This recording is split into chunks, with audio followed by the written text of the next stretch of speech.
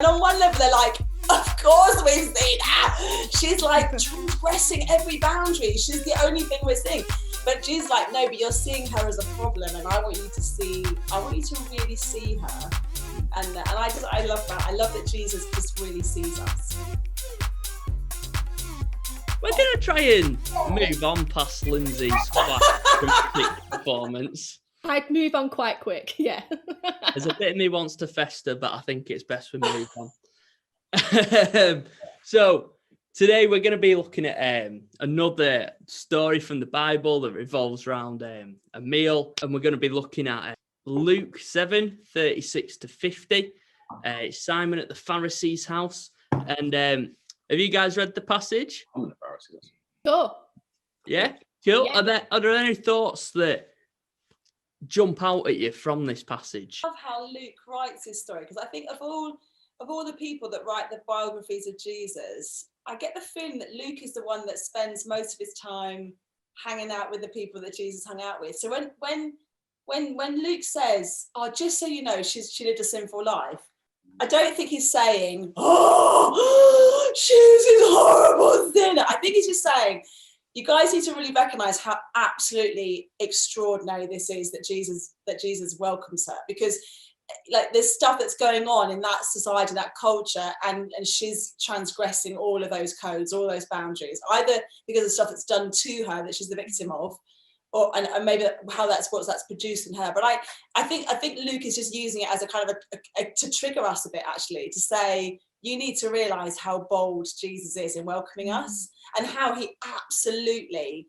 does not play the legalistic game. And when the guys around him, it's so patriarchal. It's all men around the table, probably being served by slave boys and women, and they're so like, "Oh, look at us being so holy," and Jesus is like, "I'm not playing that game, Simon. Like, I'm not playing that, you know." And I just think, because obviously there's stuff in her life that has hurt her, and she can't resolve it just by thinking nice things about herself. You know, she can't believe that just by saying, "I think I'm okay." She needs a power outside of her to say, "You are forgiven and you are restored, and whatever this is, it's not controlling you. It's not your identity." And so my thing that I love, and I wonder what you guys think about this, is where Jesus says to the men around the table, have you seen this woman? And on one level they're like, of course we've seen her. She's like transgressing every boundary. She's the only thing we're seeing. But Jesus like, no, but you're seeing her as a problem, and I want you to really see her. And I love that. I love that Jesus just really sees us. Yeah. There's something so authentic about the moment, isn't there? And so real. It's like, it's raw. Yeah, it's beautiful. To confess, like, this is such a powerful story. And I think it can speak to us in two different ways. I think there's something very much about, bearing in mind this morning we talked about grace, we talked about Peter being restored when Jesus met him on the beach and had breakfast with him, and there was a restoration that took place there, and we see that here within this story once again, that there's this woman that is deemed sinful by her society, is said, like, and Jesus says, no, like, I forgive her. And there is something that there's that kind of, and I'm always struck by that, that bit where he says, like, when your debts are forgiven, when you have forgiven more debts, like, actually, how much more thankful are you? And I think there are times where actually we probably sometimes can fall into Simon's camp, where actually we sit there and we look at people, and we can sit there in like in a sort of a holy bubble potentially, or we sit there thinking, "Oh, I've got this all together." And we actually sit into Simon's, or we look at other people and go, "Oh, they are that much worse than us," or "They are this," or "We shouldn't associate with them." And I think and actually, like, I'm really challenged by that, because in reality, like, that's not where we should be. Like, the church should be the place and the people that meet everyone, like the most oppressed, the most sinful people, the people that are like on the pushed to the extremities of society. In reality, like, Jesus loves those people, and we are called to go and meet them. And yet, so we can retreat into a kind of a holy huddle and go, ooh. And it so challenges me, not because I feel like I'm always in Simon's thing, but it's so easy to trip into that. And sometimes find ourselves, and we've got to, I guess in reality, we've got to say, okay, so if we've been forgiven, however much we feel like we might be in a good place now, we've been forgiven so much. And Jesus died for us, and he rose again so that we could know relationship with God. And because of that, there is grace for us. And if that's where we find ourselves, then actually we, like, our call is to be known to love first. Like that's what Jesus says. He says we're to be known by the way we love. Like that is what is meant to be the hallmark of our faith. That is to be the hallmark of our Christianity, and therefore we're to expect that love looks like grace. That love looks like going out of our way to serve people, going out of our way to share his love with those people. And quite often it looks like a practical way, and it also looks like a way that looks uncomfortable for us. And I think that's so big. And so that's I think that's where I land in that. But it's weird, isn't it? Like there's those two stories within this one passage. I wonder whether Luke is saying he almost deliberately uses the word she's a sinful woman to kind of parallel that actually the more dangerous sin on one level was the men sat around the table thinking, we're sorted, we don't need God. I'm always wonder whether Jesus is deliberately, because I think sometimes as a church we get obsessed about certain misdemeanors, sex, money, the really obvious ones, and we don't pay enough attention to the selfishness and the greed in our hearts, our lives. And I think I love your challenge, right? We need to love everybody, but also say, sometimes I am Simon sat at the table going, well, at least I'm not like watching porn as much anymore, or at least I'm here. And so actually I'm fine. And Jesus is like, no, you all need me. Like you need me as much as somebody who is obviously in need of me. You need me too. In the first lockdown, I did a bit of work with the sex workers in central Preston. And right at the heart of the lockdown, it was really hot days. The only people wandering the streets of Preston were really dangerous criminal drug pushers and really vulnerable women who were sex workers. And there was one afternoon where I sat on the stone steps outside the Minster with a woman who was just so obviously vulnerable. You could just see it all over her. You could see that men were misusing her and all the rest of it.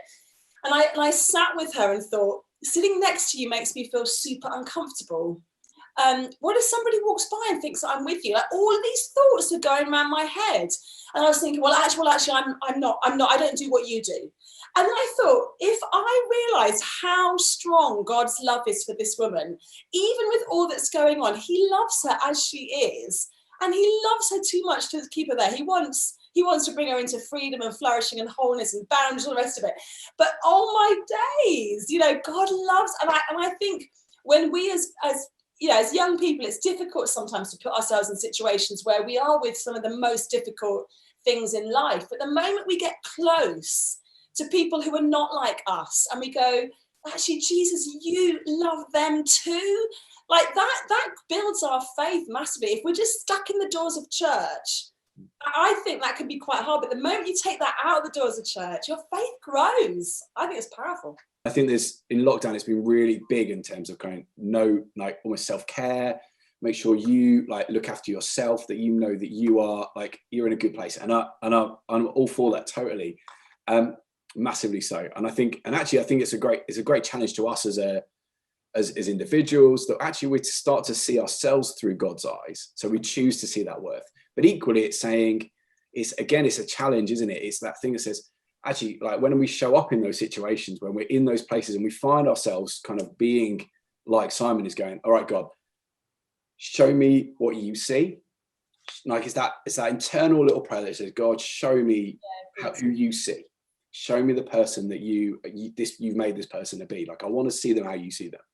And I think that I have to confess to the times that I find myself there and I've done that, like God just opens up conversations. He opens up moments of just seeing something so profoundly different to what I expected.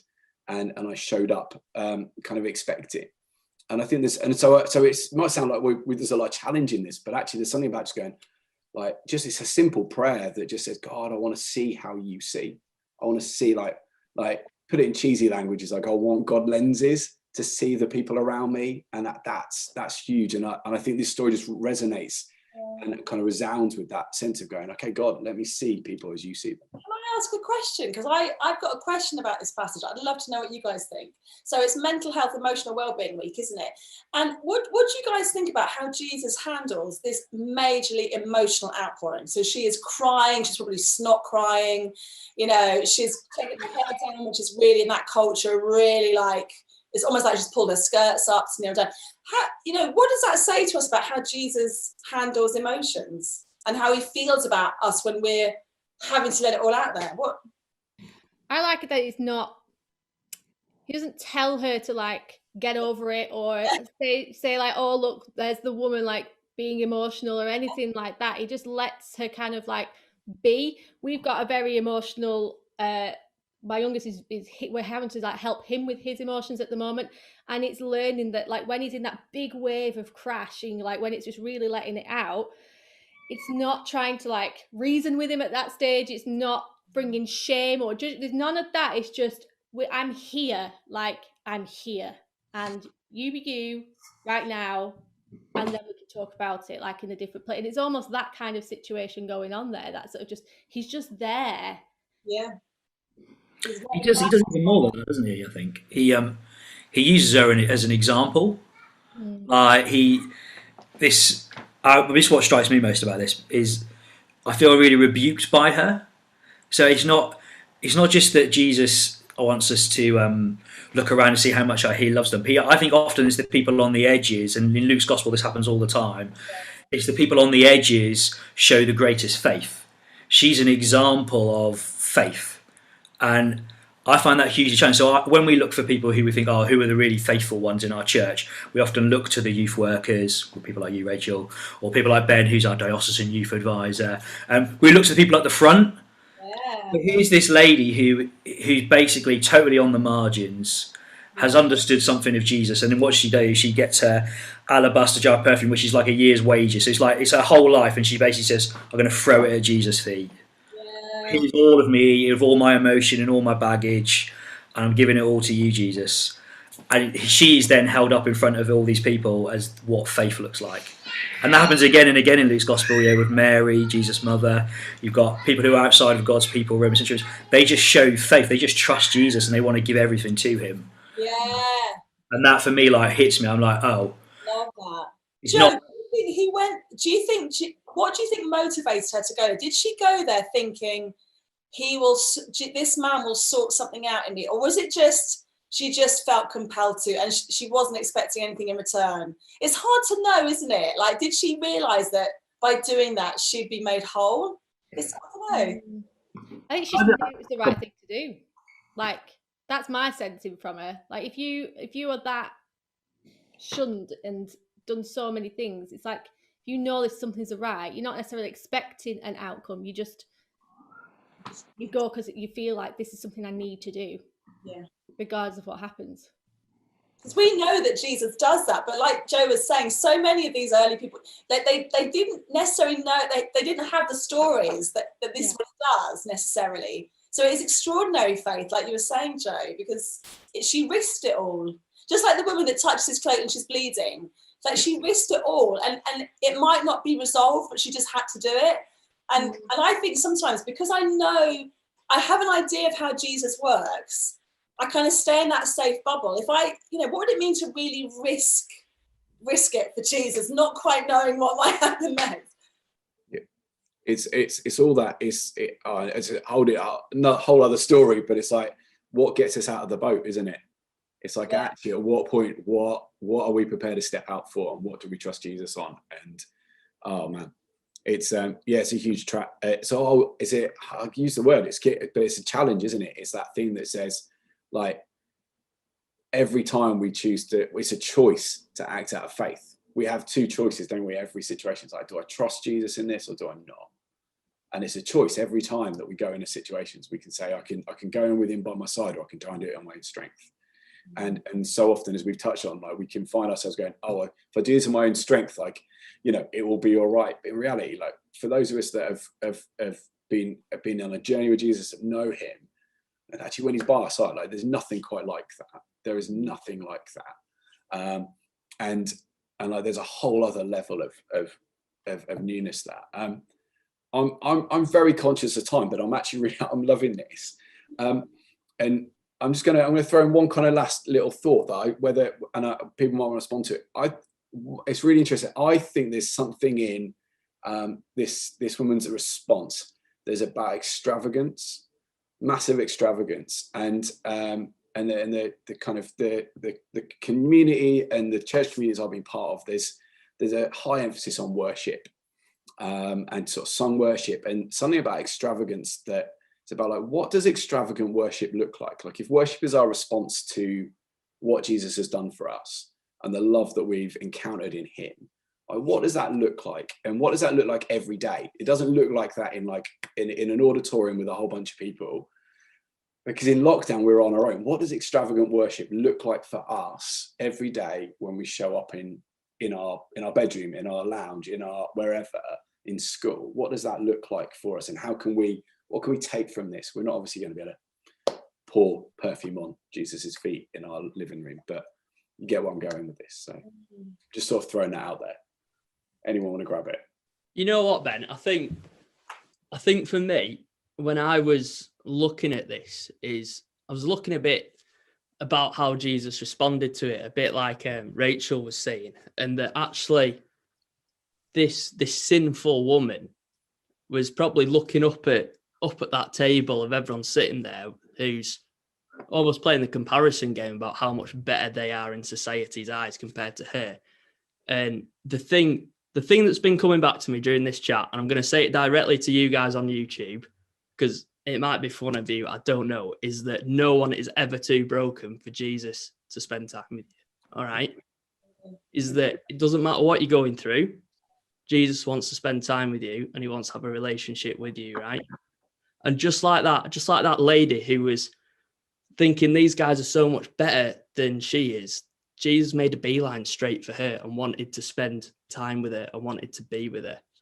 And I think if you've had one of those encounters with Jesus, you don't forget it. Like the love and the peace that you feel in that moment, that's your response, that's your worship. And that's what I have to take in my mind, because sometimes when I'm reading my Bible, it feels really hard work. You know, like if I'm going through Numbers and Deuteronomy and Leviticus, it's dry.